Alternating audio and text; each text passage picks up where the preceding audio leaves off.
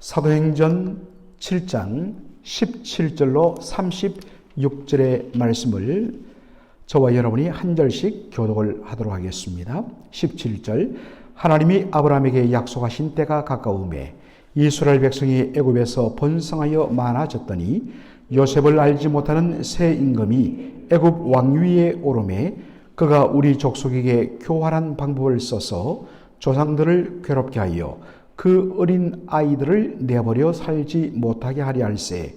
그때에 모세가 낳는데 하나님 보시기에 아름다운지라 그의 아버지의 집에서 석 달 동안 길리더니 21절 버려진 후에 바로의 딸이 그를 데려다가 자기 아들로 기르매 모세가 애굽 사람의 모든 죄를 배워 그의 말과 하는 일들이 능하더라.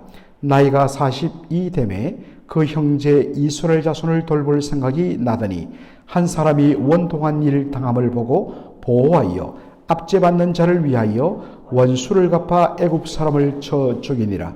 그는 그의 형제들이 하나님께서 자기의 손을 통하여 구원해 주시는 것을 깨달으리라고 생각하였으나 그들이 깨닫지 못하였더라.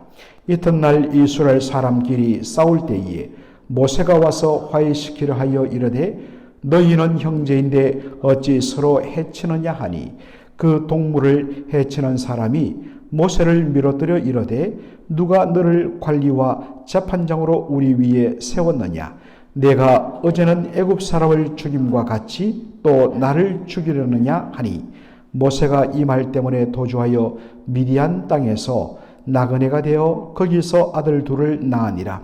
40년이 참에 천사가 시내산 광야 가시나무 떨기 불꽃 가운데서 그에게 보이거늘 모세가 그 광경을 보고 놀랍게 여겨 알아보려고 가까이 가니 주의 소리가 있어 나는 내 조상의 하나님 즉 아브라함과 이삭과 야곱의 하나님이라 하신데 모세가 무서워 감히 바라보지 못하더라.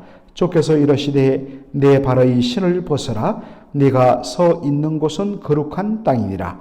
내 백성이 애굽에서 괴로움 받음을 내가 확실히 보고 그 탄식하는 소리를 듣고 그들을 구원하려고 내려왔노니 이제 내가 너를 애굽으로 보내리라 하시니라. 그들의 말이 누가 너를 관리와 재판장으로 세웠느냐 하며 거절하던 그 모세를 하나님은 가시나무 떨기 가운데에서 보이던 천사의 손으로 관리와 속량하는 자로서 보내셨으니 이 사람이 백성을 인도하여 나오게 하고 애굽과 홍해와 광야에서 40년간 기사와 표적을 행하였느니라. 아멘. 오늘 저는 사도행전 7장에 나오는 이 7장 전체가 스데반 집사의 설교의 내용입니다. 그가 이 말씀을 전하고서 모레 보겠습니다만 그가 돌에 맞아서 순교를 하죠. 스데반이 초대교회의 첫 안수집사로서 성령과 믿음이 충만하여 복음을 전하는데 유대인들이 시비를 걸지만은 믿음과 성령이 충만한 이 스데반의 말을 도무지 감당하지 못합니다. 그래서 미워하고 시기하는 마음 때문에 바로 거짓 정인들을 매수해서 그들로 하여금 고발하게 합니다. 어떤 고발이냐? 바로 이 스데반은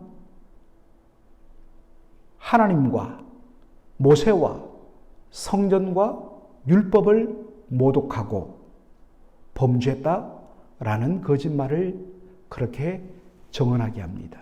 돈 주고 매수한 거죠. 그때에 바로 스데반이 어떻게 하느냐? 구약의 역사를 가지고서 자신이 결국 하나님을 모독한 것도 아니요, 모세를 모독한 것도 아니요, 성전을 모독한 것도 아니요, 율법을 지키지 말라고 말한 것이 아니라는 것을 오히려 하나님을 모독하고 모세를 모독하고 모세가 전한 율법을 모독하고 성전을 잘못 알고 있는 바로 너희들의 조상과 그리고 그것을 이어받은 너희 유대인들이 도리어 문제라고 지적을 하는 내용입니다. 우리가 어제 본문을 보면 바로 요셉 때에 애굽으로 야곱의 모든 자녀들과 자손들, 가족들이 함께 다 내려간 것으로 기록이 나오는데 남자만 75명이라 그렇게 나옵니다. 그런데 처음 내려갔던 사람이 75명이었는데 그리고 그 배우자들을 다 이렇게 연결하면 거의 한 150명 정도 되는데 시간이 흐르면서 숫자가 백성들의 숫자가 이 히브리인들의 숫자가 기하급수적으로 늘어납니다. 그래서 학자들에 따르면 약 200만 명 정도가 되었다. 이 고대 세계 200명은 아주 어마어마한 숫자입니다. 숫자가 굉장히 늘어나는 가운데 요셉을 알지 못하는 애굽의 새로운 임금이 들어섰다. 이 말은 바로 이 옛날 고대 이집트는 1왕조, 2왕조, 3왕조, 20왕조 하듯이 이 왕조가 계속적으로 바뀝니다. 바로 새로운 왕조가 들어섰다는 것입니다. 그래서 그들은 요셉이 이집트를 위하여 애굽을 위하여 행했던 그 모든 것들을 싹 무시하고 어떤 생각을 가졌느냐? 저 애굽인들 그냥 두면 숫자가 더 늘어나서 우리보다 더 많아지면 전쟁이라면 외국에서 침공한 그 세력들과 합세해서 우리를 무너뜨리면 우리는 나라가 망한다. 정권이 뺏긴다. 그래서 그들이 기발하게 생각했던 것이 뭐냐? 이 히브리 사람들을 바로 노예로 만들어 험한 일을 시키자. 그래서 멀쩡하게 자유를 누리던 그들이 하루아침에 완전히 노예가 되었습니다.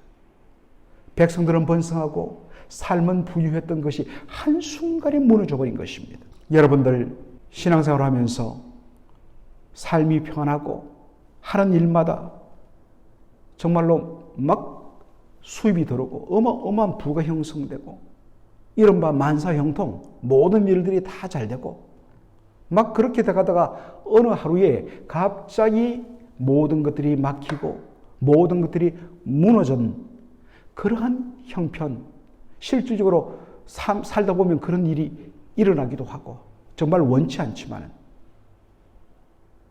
그랬을 때 여러분 같으면 어떡하겠습니까? 기가 막힐 것입니다. 그래서 이 애굽에 와 있던 이스라엘 백성들 하나님 앞에 따졌습니다. 하나님 왜 우리에게 이런 고난을 주십니까? 처음에는 모든 것이 그냥 막막했을 것입니다.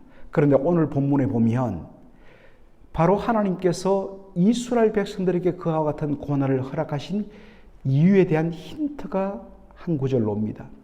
17절 한번 보시기 바랍니다. 17절 어떻게 시작합니까? 하나님이 아브라함에게 약속하신 때가 가까우매 하나님이 아브라함에게 약속하신 때가 가까우매 라고 되어 있습니다. 여러분 하나님께서 이스라엘 백성들에게 약속한 것이 무엇입니까? 바로 아브라함과 이삭과 야곱에게 약속한 것이 내가 지금 이 땅을 가나안 땅을 너와 내 후손들에게 주리라. 그리고 말씀합니다. 그 약속이 이루어지는 과정으로서 바로 너희들은 다른 땅, 곧 애굽이죠. 다른 땅에서 나그네가 될 것이다. 그리고 그 땅 사람들에 의하여 종이 되어서 400년간 괴로움을 당할 것이다. 바로 그때 하나님께서 너희들을 종삼은 나라 애굽을 심판하고 그들을 데리고 나오게 하실 것이다. 그리고 어제 본문에 보면 하나님께서 이스라엘 백성들을 출애굽시킨 최종적인 목적은 그들로 나 하나님을 섬기게 하리라. 하나님을 예배하며 하나님을 경외하도록 어디서? 약속의 땅에서. 바로 이와 같은 하나님께서 약속하신 모든 약속이 성취되기 위해서 일어나야 할 일이 뭐냐? 그들이 다른 나라, 다른 백성들에 의해서 핍박을 받는 이 일이 함께 이루어져야 하는 것입니다. 그리고 하나님께서 그 약속을 지키기 위하여 그들을, 이스라엘 백성을 그 다른 나라 백성, 그들을 고통 주는 백성 애굽에서 건져주시는 일이 일어나게 되는 것입니다. 사랑하는 성도 여러분, 우리의 삶을 보면 그 일이 일어나는 현실 속, 그 시간 속에 놓여 있을 때는 앞이 보이지 않고 그 전체가 보이지 않아서 답답하기만 하고 괴롭기만 하고 왜 나에게 이와 같은 일이 일어났는지 우리가 하나님을 믿지만 원망하고 불평하고 답답하기도 하고 하나님 앞에 왜 접니까? 라고 따지기도 합니다. 많은 경우에 하나님께서 내가 이러한 뜻을 갖고 있다 말씀하지 않으세요. 그런데 그 고난의 과정들이 지나고 뒤돌아보니까 아하, 하나님께서 바로 이런 일을 하기 위하여 하나님께서 나에게 이러한 고난과 어려움을 허락하여 주시며 그 고난의 터널을 지나가게 하시구나 라는 것을 보게 되는 것입니다. 하나님께서 아브라함에게 약속하신 것, 바로 이 땅을 너와 내 후손에게 주리라 한 그 약속을 이루기 위하여, 그 약속을 이루기 위해서는 지금 이 애굽 땅에서 노예로 고통받는 백성들을 건져내고 출애굽시킨 그 지도자가 필요하죠. 그것을 위하여 하나님께서 택하신 인물이 누구냐? 모세란 것입니다. 모세가 태어났는데 어떻게 됩니까? 하나님 보시기에 너무나 아름다운 인물인데 그를 살려둘 수가 없었어요. 왜냐하면 애굽 나라 임금 바로가 히브리 사람들을 멸절시키기 위하여 남자로 태어난 아이들은 무조건 다 애굽 나일강에 던져 죽이라고 명령했는데 아이가 너무나 아름답고 귀하여서 석 달을 숨겼지만은 아이가 커가면서 울음소리도 더 커지고 숨길 수가 없었어요. 그래서 하는 수 없이 버리긴 버려야 되는데 도무지 그럴 수 없어서 갈대 상자를 만들고 그 바깥을 역청 기름, 그 기름, 아스팔트 기름 그것을 발라서 그러면 물이 들어가지 않고 방수가 되죠. 거기에다가 이 아이를 넣어서 밑으로 떠내려 보냈는데 때마침 바로의 공주가 목욕을 하러 나일강에 왔다가 그 바구니를 봅니다. 열어보니까 남자아이예요. 히브리 사람입니다. 당연히 죽여야죠. 그런데 그 순간에 하나님께서 그 바로의 공주의 마음을 감동시켜 주셔서 오히려 건져내고 그 모세를, 그 아이를 자기의 양자로 입양을 하게 됩니다. 그러면서 이름을 붙이죠. 모세라. 모세란 말은 건져냈다, 물에서 건져냈다 라는 그런 이름입니다. 어떻게 보면 이 모세의 출생과 이 목숨의 위협에서 건진받은 것, 이것은 장차 오실 메시아 예수 그리스도의 나심과 행적과 그것을 보여주는 연결점이 있다는 것입니다. 예수님께서 이 땅에 베들레헴에서 태어나실 때에 헤롯 왕이 아기 예수를, 그 존재를 알고 유대인의 왕으로 나신 이가 있다는 것을 알고 자신의 권력욕 때문에 예수님의 그 권세는 바로 이 땅에 속한 것이 아닌데도 불구하고 예수님을 죽이려고 혈한 일이어서, 그래서 예수님 죽이기 위해서 바로 베들레헴 그 안에 있는 2살 미만의 모든 어린아이들은 다 죽이는 참극을 일으키죠. 바로 그때 천사의 바로 인도를 따라서 애굽으로 피신하여서 그 위기를 모면합니다. 모세가 40이 되자 자기 민족 히브리 사람들을 돌아볼 마음이 생겼습니다. 그는 하나님께서 자신을 통하여 이스라엘 백성들을 구원할 것이라는 확신이 생겼습니다. 그런데 오늘 본문에 보니까 백성들이, 동족 이스라엘이 이 사실을 깨닫지 못합니다. 그래서 그를 배척합니다.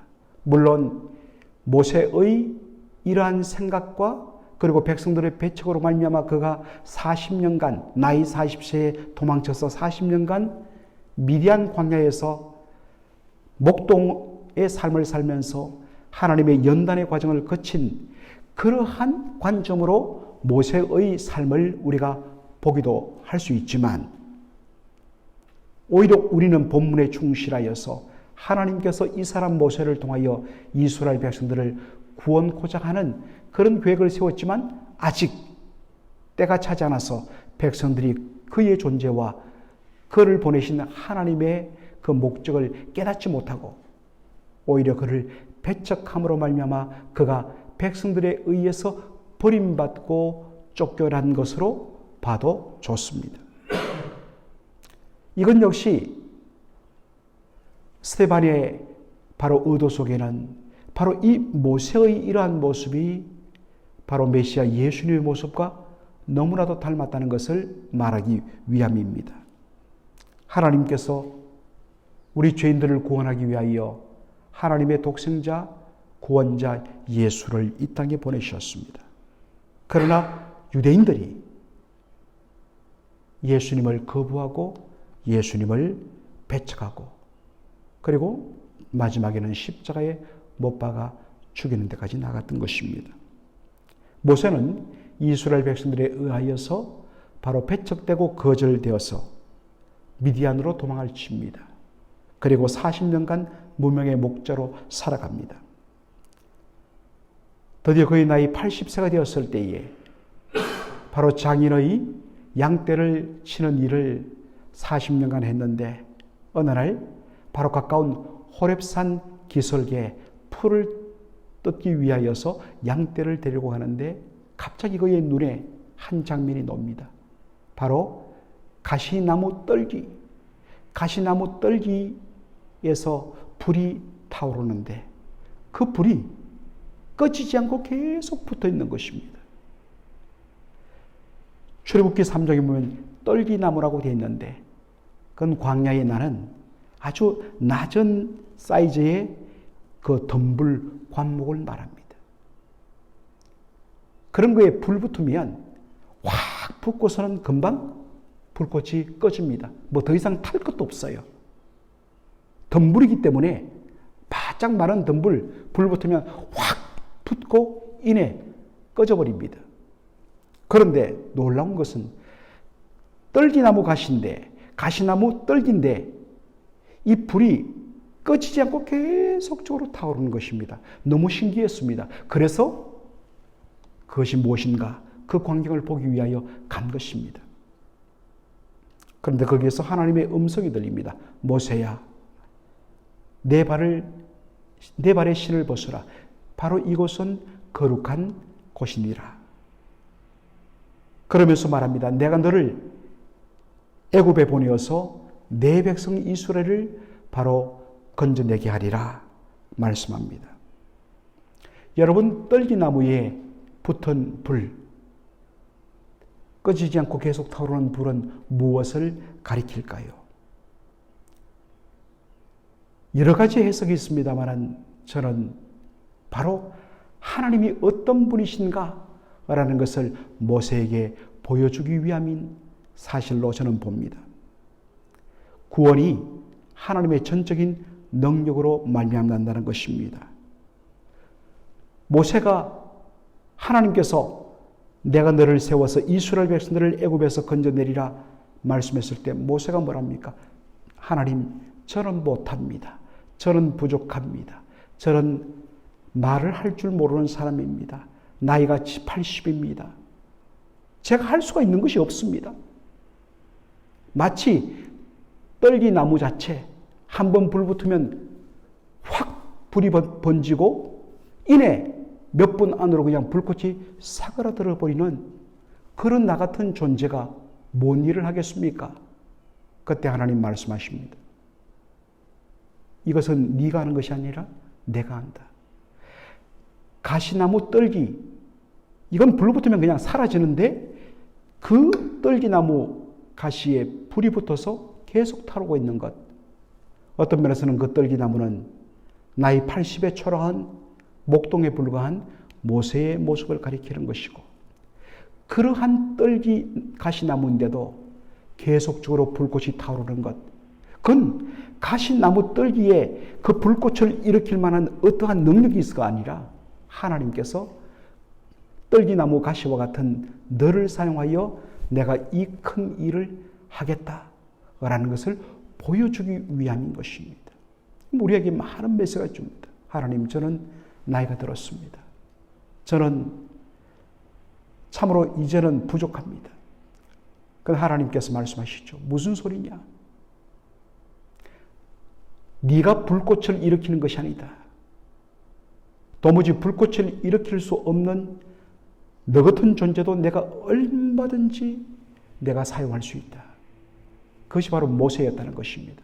모세는 그것을 알기 때문에 그의 이제 마지막 제너레이션인 80부터 120세까지 그렇게 온유하고, 이 온유란 것은 성품이 참 따뜻하다는 의미가 아니라 겸손하다는 뜻입니다. 철두철미하게 내가 이스라엘 백성들 내 능력으로 구원하는 것 아니다. 하나님께서 하신다. 나는 그의 불쏘시개가 될 뿐이다. 그러한 마음으로 그가 겸손하게 섬기는 모습을 봅니다.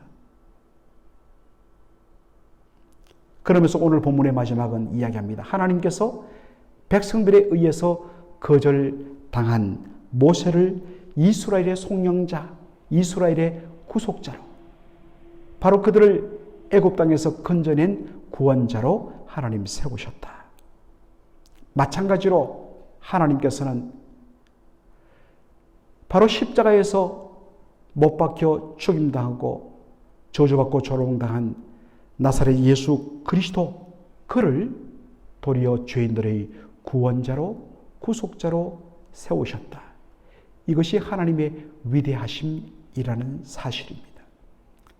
여러분, 바로 이것이 복음의 능력입니다. 오늘도 이 하나님의 위대하신 능력을 의지하여서 주님, 저는 가시덤불 같습니다. 쓸모가 없습니다. 그러나 하나님의 불이 임하면 하나님, 저를 통하여서 하나님의 영광에 바로 불을 일으켜 주실 줄로 믿습니다. 저를 사용하여 주시옵소서. 그와 같은 삶이 오늘 우리의 바로 하루의 삶에도, 아니 우리의 남은 일생에도 그와 같은 일들이 일어나기를 주의 이름으로 축원합니다. 아멘. 하나님 우리 아버지, 은혜와 사랑을 감사드립니다. 오늘 사도행전 7장 17절로 36절의 말씀을 통하여서 스데반의 모세에 관한 그러한 메시지를 저희들이 들었습니다. 이스라엘 백성들이 애굽 땅에서 그 고난을 당하며 노예 생활의 처참함을 경험했던 그 이유가 바로 하나님의 약속이 가까워졌기 때문이라는 사실을 오늘 발견하였습니다. 하나님, 우리의 인생 가운데도 때로는 도무지 이해가 안 되고 왜 나에게 이러한 어려움이 허락되어졌는지 절규하며 탄식할 때가 있는데, 때가 되어 뒤를 돌아봤을 때 하나님의 약속이 가까워지고 우리를 향하신 하나님의 뜻이 이루어지기 위하여 그러한 일이 허락되어졌다는 것을 우리가 바라보게 되는데, 하나님 그와 같은 믿음으로 이 땅을 살아가는 저희들 되게 하여 주시옵소서. 아버지 하나님, 우리의 인생은 금방 불타면 금방 사그라드는 그러한 가시나무 떨기 같은 너무나도 연약한 존재입니다. 그런데 하나님께서 그러한 우리도 하나님 사용하여 주시면 하나님의 전적인 능력에 의해서 바로 꺼지지 않는 불꽃을 피우며 하나님의 영광을 드러내는 인생이 될 줄로 믿습니다. 그러므로 우리의 나이, 우리의 형편, 우리의 현실 때문에 하나님 우리는 못합니다 라는 것이 아니라, 하나님 정말로 이 가시나무 떨기 같은 우리의 존재라도 하나님 당신의 영광을 위하여 사용하여 주시옵소서. 제가 불꽃을 일으키는 것 아니라 하나님 자체로 불꽃을 일으킴으로 하나님 영광 받으시고 저는 온전히 낮아지기 원합니다라는 그러한 복된 모세와 같은 우리의 남은 인생 되게 축복하여 주시옵소서. 예수님의 이름으로 기도합나이다. 아멘.